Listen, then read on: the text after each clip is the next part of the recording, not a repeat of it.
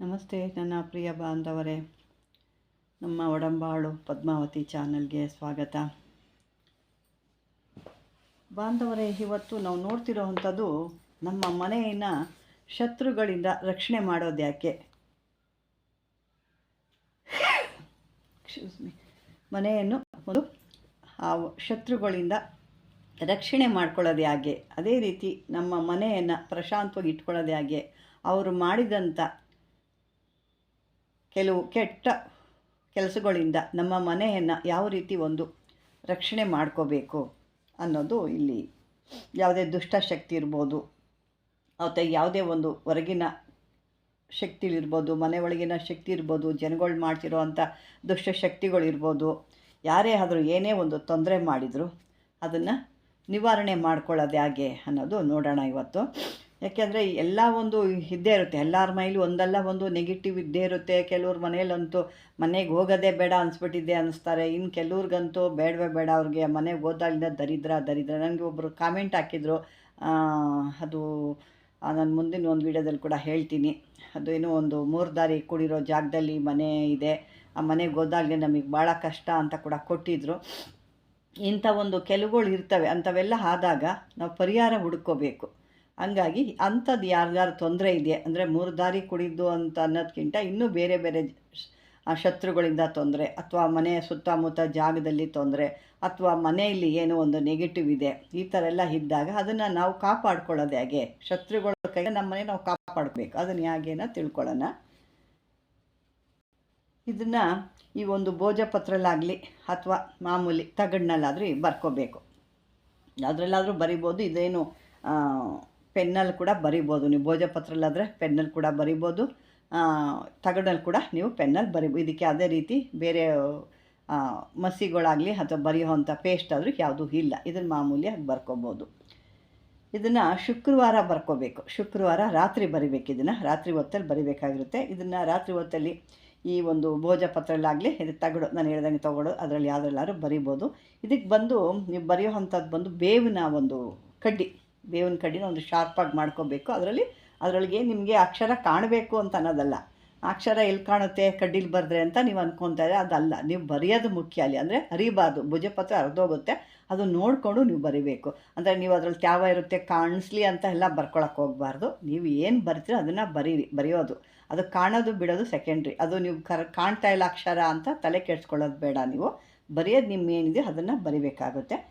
ಆ ರೀತಿ ಎಲ್ಲ ಒಂದು ಬರೆದ್ಬಿಟ್ಟು, ನಿಮಗೆ ಹಂಗೂ ಬೇಕು ಅಂದರೆ ಒಂದು ಕೆಂಪು ಕಲರ್ದು ಯಾವುದಾದ್ರು ಸ್ಕೆಚ್ ಪೆನ್ ಬರ್ತಲ್ಲ, ಸ್ಕೆಚ್ ಪೆನ್ ಕಪ್ ಕಲರ್ದು, ಅದರಲ್ಲಿ ಬರಿಬೋದು, ಅದನ್ನು ಬರ್ಕೋಬೋದು. ಯಾಕೆಂದರೆ ಭೋಜಪತ್ರದಲ್ಲಿ ಬರೀಬೇಕಾದ್ರೆ ಏನಾದ್ರು ಒಂದು ನಿಮಗೆ ಏನು ಕಾಣ್ತಾನೆ ಇಲ್ಲ ಅನ್ನೋದಿದ್ರೆ ಕಪ್ಪು ಒಂದು ಯಾವ್ದಾರು ಅದು ಕಪ್ಪು ಅಥವಾ ಕೆಂಪು ಇದರಲ್ಲಿ ಮಾಡಬೇಕಾಗುತ್ತೆ. ಕಪ್ಪು ಬಟ್ಟೆಯಲ್ಲಿ ಕಟ್ಟಬೇಕು, ಕೆಂಪು ಮಸಿಲ್ ಬರಿಬೇಕು. ಅದೇ ಸ್ಕೆಚ್ ಪೆನ್ ಬರುತ್ತಲ್ಲ, ರೆಡ್ ಕಲರು ಸ್ಕೆಚ್ ಪೆನ್ ಬರುತ್ತೆ, ಆ ರೆಡ್ ಕಲರು ಸ್ಕೆಚಲ್ಲಿ ಬರಿಬೋದು. ಯಂತ್ರನ ಬರೆದ್ಬಿಟ್ಟು ನಂತರ ಅದನ್ನು ಒಂದು ಕಪ್ಪು ಬಟ್ಟೆ ಕೆಂಪು ಪೆನ್ನಲ್ಲಿ ಬರಿಬೇಕು, ಕಪ್ಪು ಬಟ್ಟೆಯಲ್ಲಿ ಕಟ್ಟಬೇಕು. ಇದೊಂದು ಸರಿಯಾಗಿ ಇಟ್ಕೊಳ್ಳಿ.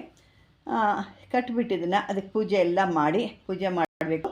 ಧೂಪಗಳು ತೋರಿಸ್ಬೇಕು. ಇದಕ್ಕೆ ಧೂಪ ಎಲ್ಲ ತೋರಿಸಿ ಇದನ್ನು ಒಂದು ಕತ್ಲೆ ಅಂತ ಕೋಣೆಯಲ್ಲಿ ಇಟ್ಬಿಡ್ಬೇಕು.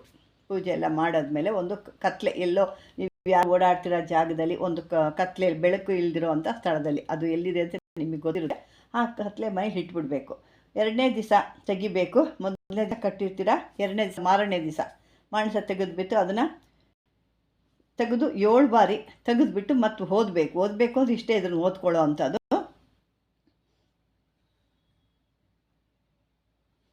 ಏನಿರುತ್ತೆ ಓದೋದು ಅಂದರೆ ಇದೆ ನೋಡಿ, ನಂಬರ್ ನಾನು ಹೇಳ್ತೀನಿ: 19, 16, 18, 15, 9, 6, 8, 5, 22, 24, 28, ಇದು 30. ಇದು 30, ಸ್ವಲ್ಪ ಇಂಕು ಜಾಸ್ತಿ ಇದಾಗಿದೆ, ಇದು 30. ಮತ್ತು 2, 4, 8, 0 ಇಷ್ಟೇ. ಇದನ್ನು ಬರೆಯೋದು ಈ ರೀತಿ ಬರ್ಕೋಬೇಕು. ಯಾವುದರಲ್ಲಿ ಕೆಂಪು ಮಸಿ ಅಂದರೆ ಸ್ಕೆಚ್ ಪೆನ್ನಲ್ಲಿ ಕೂಡ ಬರಿಬೋದು. ಅದನ್ನು ಓದಬೇಕು. ಅದನ್ನೇನಿಗೆ ನಾನು ಹೇಳಿದ ಅದೇ ರೀತಿ ಹೇಳಿಬಿಟ್ಟು ಅದನ್ನು ನಿಮ್ಮ ಮನೆ ಬಾಗಿಲು ಏನಿದೆ, ಮೇನ್ ಡೋರು ಅಂತ ಏನು ಹೇಳ್ತೀರಲ್ವ, ಓಡಾಡೋ ಜಾಗ, ಆ ಜಾಗದಲ್ಲಿ ಇದನ್ನು ನೆಲದಲ್ಲಿ ಹೂತ್ಬಿಡ್ಬೇಕು. ನೆಲದಲ್ಲಿ ಹೂತ್ಬಿಟ್ಟಾಗ ಅಲ್ಲಿ ಯಾರೇ ಏನೇ ತೊಂದರೆಗಳು ಮಾಡಿದ್ರು, ಯಾವುದೇ ಒಂದು ಕೆಟ್ಟ ಶಕ್ತಿಗಳು ಇದ್ದಾವೆ ಅಂತಂದ್ರೂ ಇಂಥದ್ದೊಂದು ಮಾಡಿದಾಗ ಸಂಪೂರ್ಣವಾಗಿ ನಾಶ ಆಗಿಬಿಡುತ್ತೆ. ಏಕೆಂದರೆ ಪ್ರತಿಯೊಂದಕ್ಕೂ ನಾವು ತಂತ್ರಗಾರಿಕೆ ಆಗಲಿ ಬೇರೆ ಕಡೆ ಹೋಗಲಿ ಹಣ ಖರ್ಚು ಮಾಡಿಕೊಂಡು ಮಾಡಲಿಕ್ಕಾಗಲ್ಲ. ಇದು ನೀವು ಸ್ವಂತವಾಗಿ, ಇದಕ್ಕೇನು ಮಂತ್ರ ಇಲ್ಲ, ಏನೂ ಇಲ್ಲ, ತಂತ್ರದಿಂದ ಮಾಡೋ ಅಂಥದ್ದು. ಇದಕ್ಕೇನು ಖರ್ಚು ಕೂಡ ಇಲ್ಲ. ಏಕೆಂದರೆ ಒಂದು ಸ್ಕೆಚ್ ಪೆನ್ಗಳು ಅಂದರೆ ಮಾಮೂಲಿ ನಿಮ್ಮ ಮನೆಗಳಲ್ಲಿ ಇದ್ದೇ ಇರ್ತವೆ. ಇನ್ನೇನು ನಿಮಗೆ ಭೋಜಪತ್ರ ಸಿಕ್ಕಲಿಲ್ಲ ಅಂತಂದರೆ ನೀವು ಮಾಮೂಲಿ ಒಂದು ತಗಡಿನಲ್ಲಿ ಬರಿಬೋದು. ತಗಡು ತಂದು ಅದು ಏನು ಜಾಸ್ತಿ ದುಡ್ಡಾಗಲ್ಲ, ಅದನ್ನು ತರ್ಬೋದು. ತಂದು ಅದನ್ನು ನೆಲದಲ್ಲಿ ಪೇಪರಲ್ಲಿ ಕೂಡ ಬರಿಬೋದು. ಆದರೆ ಪೇಪರಲ್ಲಿ ನೆಲದಲ್ಲಿ ನೀವು ಹೂತಾಗ ಅದು ಎಲ್ಲ ಹೋಗ್ಬಿಡುತ್ತೆ, ಅದು ಎಲ್ಲ ಮಣ್ಣು ತಿಂದು ಹೋಗ್ಬಿಡುತ್ತೆ. ಹಾಗಾಗಿ ಆ ಥರದ್ರಲ್ಲಿ ಬರೀರಿ ಅಂತ ಹೇಳ್ತಿರೋದು. ಅದನ್ನು ಭೂಮಿ ಒಳಗಡೆ ನಿಮ್ಮ ಮನೆಯ ಬಾಗಿಲ ರಾತ್ರಿ ಹೊತ್ತಲ್ಲಿ ಅದನ್ನು ಇಟ್ಬಿಡ್ಬೇಕು. ಅಂದರೆ ಈ 7 ಬಾರಿ ಓದಬೇಕು. ನೀವು ಇದನ್ನೇನು 19, 16, 18, 15 ಅಂತ ಏನು ಹೇಳ್ತೀರಾ, ಅದು ಪೂರ್ತಿ ಅಕ್ಷರಗಳನ್ನ, ಸಂಖ್ಯೆಗಳನ್ನ 7 ಬಾರಿ ಓದಬೇಕು. 7 ಬಾರಿ ಓದ್ಬಿಟ್ಟು ಮನೆ ಬಾಗಿಲಲ್ಲಿ ಉದುಗಿಸ್ಬಿಟ್ಟಾಗ ನಿಮ್ಗೆ ಯಾವುದೇ ರೀತಿ ತೊಂದರೆಗಳಾಗಲಿ, ಬೇರೆದು ಭೂತ ಪ್ರೇತಗಳು ಇಂಥವೇನಾದರೂ ಇದ್ರೂ ಅವು ಮನೆ ಒಳಗಡೆ ಪ್ರವೇಶ ಆಗಲ್ಲ. ನೆಗೆಟಿವ್ ಕೂಡ ಯಾವುದು ಇರಲ್ಲ. ಮನೆಯೊಳಗೆ ಅಕಸ್ಮಾತ್ ಯಾರ ತೊಂದರೆಗಳು ಮಾಡಿದರೂ ಕೂಡ ನಿಮಗೆ ಇದು ಇಮ್ಮಿಡಿಯೇಟಾಗಿ ನಿಮಗೆ ಪರಿಹಾರ ಸಿಗುತ್ತೆ. ಬಾಂಧವರೇ, ಇದೊಂದು ಭಾಳ ಈಸಿ ಆದ ಅಂಥದ್ದು. ಯಾಕೆಂದರೆ ಸಾವಿರಾರು ರೂಪಾಯಿ ಕೊಟ್ಟು ನಮ್ಮ ಮನೇಲಿ ಏನೋ ಇದೆ ಅಂತೇಳಿ ಆ ಗಂಟು ಈ ಗಂಟು ಎಲ್ಲ ತಂದು ಮನೆ ಒಳಗಡೆಲ್ಲ ತುಂಬ್ಕೊಂಡಿರ್ತೀರ. ಅದು ಗಂಟು ನೋಡಿ ದೆವ್ಗಳು ಭೂತಗಳು ಓಡೋಗ್ತಾವೋ ಇಲ್ವೋ ಗೊತ್ತಿಲ್ಲ. ಜನಗಳಂತೂ ನೋಡಿ ಓಡೋಗ್ತಾರೆ, ಇದೇನಪ್ಪ ಇವ್ರ ಮೇಲೆ ಇಷ್ಟೆಲ್ಲ ಮಾಡಿ ಸಿಕ್ಕಿದ್ದಾರೆ, ಏನಿದೆಯೋ ಏನೋ ಅಂದ್ಬಿಟ್ಟು ಓಡೋಗೋದಂತೂ ನಿಜ. ಇವಂತೂ ಹೋಗಲ್ಲ. ಹಂಗಾಗಿ ಇಂಥ ಚಿಕ್ಕ ಪುಟ್ಟದ್ದು ನೀವು ಮಾಡಿಕೊಂಡಾಗ ಇಂಥ ಚಿಕ್ಕದ್ರಲ್ಲೇ ದೊಡ್ಡ ಕೆಲಸ ಆಗುತ್ತೆ. ಹಂಗಾಗಿ ಇದನ್ನು ಮಾಡಿಕೊಂಡು ಆ ರೀತಿ ಇದ್ದವ್ರು ಯಾರು ಇದ್ದರೆ ಇದನ್ನು ಒಂದು ಸಾರಿ ಮಾಡಿ ನೋಡಿ. ಅದರಲ್ಲಿ ನಿಮಗೆ ಎಫೆಕ್ಟ್ ಕೊಟ್ಟರೆ ಮತ್ತೆ ಇನ್ನೊಂದು ಸರಿ ಕೂಡ ಮಾಡ್ಬೋದು. ನಿಮಗೆ ಫಸ್ಟ್ ಮಾಡೋಕ್ಕೆ ಯಾಕೋ ಸರೋಗಿಲ್ಲ ಅಂದಾಗ ಇದಕ್ಕೇನು ಜಪ ಇಲ್ಲ, ತಪ ಇಲ್ಲ, ಮತ್ತು ಮಂತ್ರ ಇಲ್ಲ, ಏನೂ ಇಲ್ಲ. ಇದು ಚಿಕ್ಕದೊಂದು ತಂತ್ರ.